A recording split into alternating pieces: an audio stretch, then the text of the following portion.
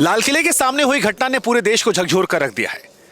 यह सवाल अभी भी सबके मन में है कि वो घटना आतंकवादी घटना है या फिर एक दुर्भाग्यपूर्ण कार की दुर्घटना। लेकिन इस दुर्घटना में जो तस्वीरें आई वो आपको अंदर तक झकझोर सकती हैं। अगर आप कमजोर दिल वाले हैं तो हमारी आपसे गुजारिश है कि जो तस्वीर हम आपको दिखाने जा रहे हैं उसे आप मत देखिएगा। यहां पर देखिए, ये जो हिस्सा आपको नजर आ रहा है ये किसी इंसान का जिस्म है। कुछ घंटों पहले कोई इंसान जो जिंदा रहा होगा उसका हिस्सा है जो इस तार दुर्घटना में शिकार हुआ। दरअसल जिस जगह पर हम खड़े हैं यहां से 300 मीटर दूर तकरीबन गेट नंबर 1 है पीछे, वहां पर कार दुर्घटना होती है। उसके बाद चीथड़े जो हैं वो उड़ने लगते हैं। ये दुर्घटना कितनी भयावह थी इसका अंदाजा आप इस बात से लगा सकते हैं कि लोगों के मांस के टुकड़े 300 मीटर दूर आकर टिके हैं। और ये सिर्फ एक इकलौता हिस्सा नहीं है। प्रत्यक्षदर्शी कहते हैं कि यहाँ पर बहुत सारे मांस के टुकड़े मौजूद थे जो बाद में हटा दिए गए। कई और तस्वीरें ऐसी हैं जो आपको हिला कर रख देंगे। जैसे यहाँ पर एक हिस्सा देखिए, किसी शख्स की उंगली है और ये तस्वीरें विचलित करने वाली हैं। ये तस्वीरें आपको परेशान करने वाली हैं। ये परेशान इसलिए भी करने वाली हैं क्योंकि कोई शख्स कभी जिंदा रहा होगा, इनमें सांस रही होगी, पर अब ये मांस का टुकड़ा बन चुका है। दिल्ली की ये घटना हर किसी को झकझोर रही है। अब तक स्पष्ट नहीं हो पाया है कि ये आतंकवादी घटना है या फिर ये घटना जो है एक हादसा है।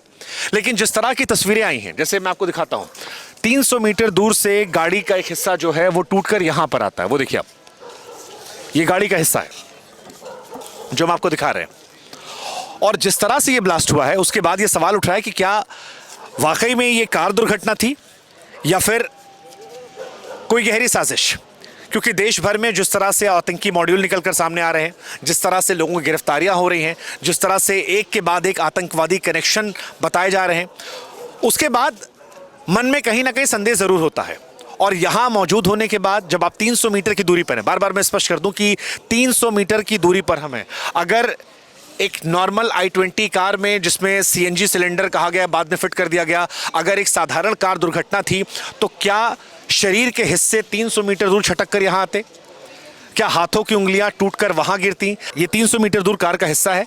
अब बताया जा रहा है कि जिस गाड़ी में ये ब्लास्ट हुआ उस गाड़ी में कुछ लोग सवार थे। चलती गाड़ी में यह हादसा होता है। i20 कार थी। इस गाड़ी को लेकर जो जानकारी सामने आई है वो ये है कि ये सलमान नाम की किसी व्यक्ति की गाड़ी थी। सलमान के पास हरियाणा पुलिस गई, पता लगा कि ओखला में ये गाड़ी बेची गई थी। सलमान को हिरासत में लिया गया, उससे पूछताछ शुरू हुई। पूछताछ में उसने खुलासा किया कि ये गाड़ी उसने 1.5 साल पहले बेच दी थी।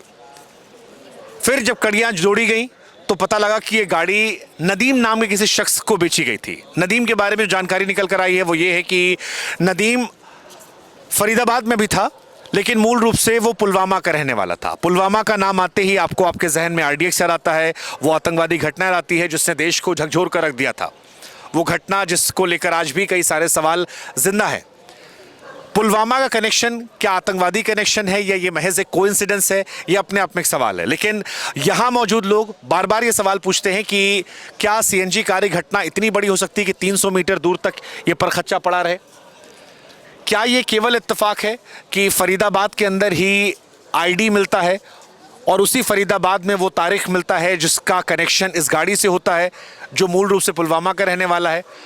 या फिर फरीदाबाद में वो गिरफ्तारी का तारिक से कोई कनेक्शन है? वो जो कार्रवाई गुजरात ATS ने की थी उसका कनेक्शन है? वो पिछले 3-4 दिनों में जो कार्रवाइयाँ हुई हैं क्या उनका कोई कनेक्शन है? ये सवाल बड़ा महत्वपूर्ण हो चला है और इसी सवाल को लेकर जांच जारी है। आतंकवादी कनेक्शन की थ्योरी पर जोर इसलिए भी दिया जा रहा है क्योंकि लाल किले की इस घटना के तुरंत बाद एक थ्योरी चल रही थी कि ये CNG कार में हुई घटना है। दूसरी थ्योरी जो थी वो आतंकवादी कनेक्शन को लेकर थी। लेकिन आतंकी कनेक्शन को लेकर जोर इसलिए बार बार जा रहा है क्योंकि जब अमित शाह यहां पहुंचे तो अमित शाह देश के गृह मंत्री होकर उन्होंने 2 बातें बड़ी स्पष्ट तौर पर कही। एक कि 8 से अधिक लोगों की मौत हुई है और दूसरी बात कि हर एंगल से जांच जारी है। 6:52 की घटना के बाद रात को 11-12 बजे तक जब तक यहाँ पर भीड़-भाड़ थी, अधिकारियों का आना जाना था, तो हमने ये देखा कि यहाँ पर NIA की टीम पहुंची थी, NSG के लोग पहुंचे थे जो वेरीफाई करना चाह रहे थे कि क्या जो घटना हुई उसमें किसी प्रकार के विस्फोटक का इस्तेमाल किया गया यहां पर यूपी एटीएस का पहुंचना आतंकवादी कनेक्शन को लेकर और जोर दे रहा था। हरियाणा पुलिस जो है वो यहां पहुंची थी, दिल्ली पुलिस यहां पहले से मौजूद है। और अगर अभी भी दिखाएं हम आपको, इस वक्त रात